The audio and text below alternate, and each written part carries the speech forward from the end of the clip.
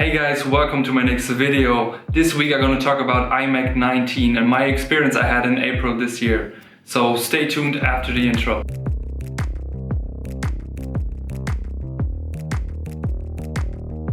You're not in the middle of the stand.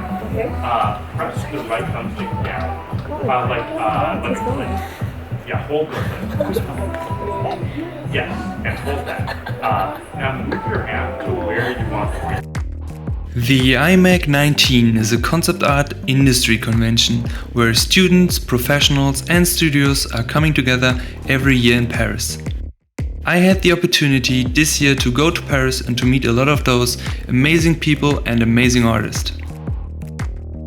When I was a student, I would wish that I knew something about this type of event, so I think this could be very interesting for you if you're a student.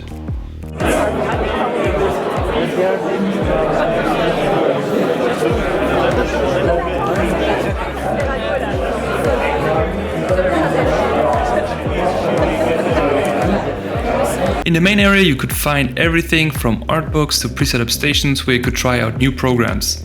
Moreover, you had the opportunity to talk to different studios, which was super cool because they offered one-on-one portfolio reviews.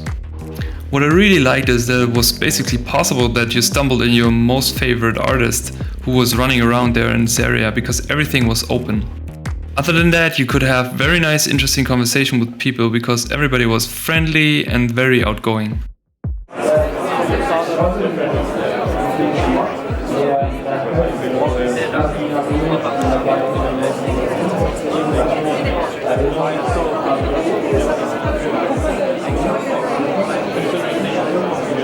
And when this time we went back to another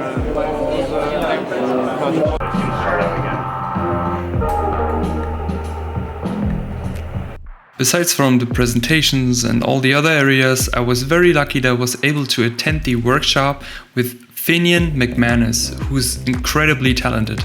He already worked for Sony, Disney, ILM, 20th Century Fox, Lucasfilm and a whole string of other studios.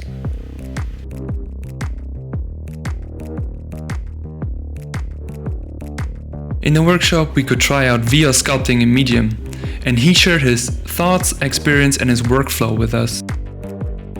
After a quick intro, we were able to sculpt for a couple hours and you were instantly in this flow of creativity. The whole program was super intuitive and everything was so easy to handle. The industry talks were the main part of the whole event. They had an amazing lineup with some of my all-time favorites. I filmed almost all of them, but I only want to give you guys a very small impression so that you decide to go there by yourself.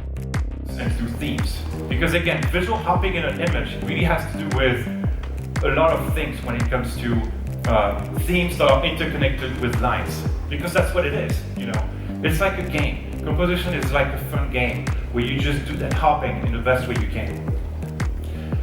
I go back to the initial image, talking about perspective. Obviously, well guess on this one, as I'm actually writing down here. Why? Because there's just no physical architecture. It's more connected to organics. And then you mix two of these, and I don't know, it's like, you know, collections of insects. They're just like on your pages, and once the page is over, it's quite nice. Then after that, so this is Cruise. What do we have here? These were pen drawings. Lives in a parallel world, but it never crossed my mind that those worlds, my world and his world, can actually meet. Until Inigo, the creator of Quill, wrote Quill. And then suddenly, I can stand right in front of him and meet him physically. So let me show you where we first ran into each other. This is the street corner where I first met CU02. It's not animated, it's like long ago. But he was physically in front of me about the height I imagined him to be.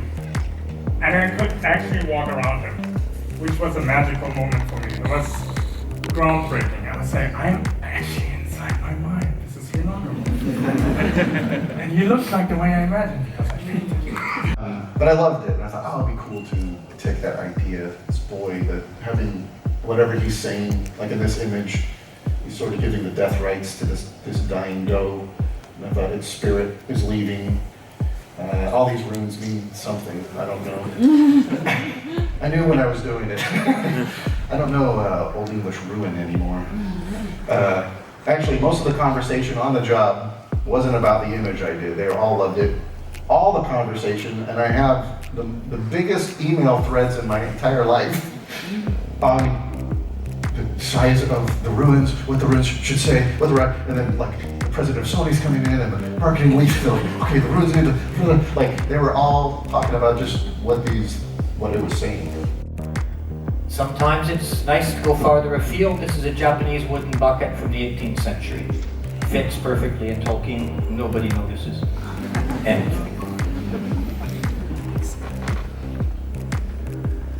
I grew up on a farm, cut down a lot of trees. We had all these tools, although the axe we had wasn't near as nice as that one, nor near as big. Table legs. Simple objects like chests. Very much a 15th century design. That's how they were built. And that's where you find yourself engaging in all sorts of things that nobody will ever notice. The slight slant of the end pieces, typical of the 15th century. Nobody cares, it's in the drawing. Offloaded them, it's okay.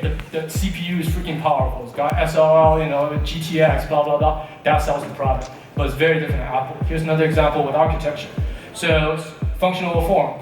Well, this one here, my company in Beijing is actually inside this building. Very famous, designed by the Zaha Hadid, right? The Post architect. Beautiful building, you go there, look at it, it's amazing. But it does sacrifice a lot of function. For example, the space I rent, half of it is unusable because it's on the curve. So we can't do anything with it. It's just beautiful looking curve, but we can't put tables there, we can't put anything there because it's domed and curved. So you're paying rent on this space that essentially doesn't do anything. But that's the sacrifice we made to have a beautiful looking architecture versus, for example, like a castle. This thing is driven exclusively by function. The function which is to protect probably a king and a queen or some kind of noble that's inside. Right? Anyway, so shall we start just brainstorming? We had this idea before. Obviously, we practiced it so much, so you would, oh, guys just created on the fly. No freaking way, we practiced it like 4 months, right? Before.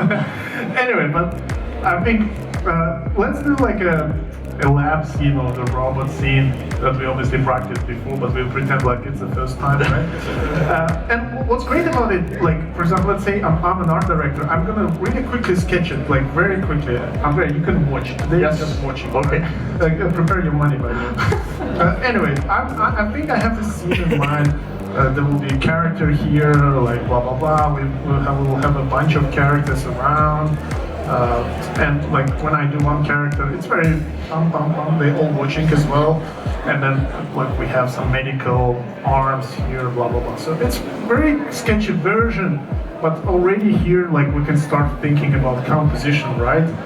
And from here, like for example, I would ask Andrea, hey, what do you think about it? Of course, he will say, oh, awesome. It looks great, right? That's what I like about Italians, they're always happy. It's those margaritas, they keep them very high on emotions. Because if you see Germans, they're always grumpy, it's all those sausages that drain you, right? So, okay, we're gonna now. If you want to go to iMac 19, I will put the link down in the description. I also have a tutorial up on my Gumroad account, which is on generating environments from scratch. Otherwise, I wish you guys a great week and have fun drawing and painting. See you in my next video. Bye bye.